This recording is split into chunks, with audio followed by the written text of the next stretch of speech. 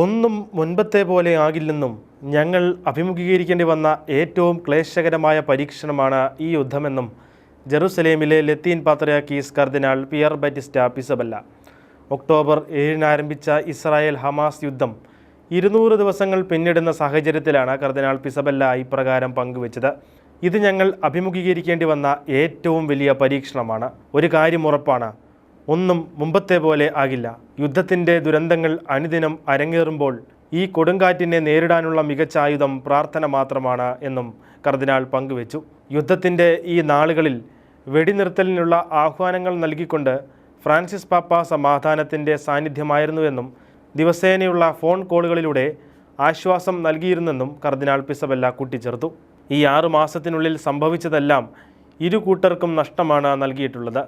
യുദ്ധം തുടരുക എന്നതിലുപരി സ്വയം പുനർവിചിന്തനം നടത്തി യുദ്ധം ഒഴിവാക്കേണ്ടത് ആവശ്യമാണെന്നുകൂടി കർദിനാൾ വ്യക്തമാക്കി.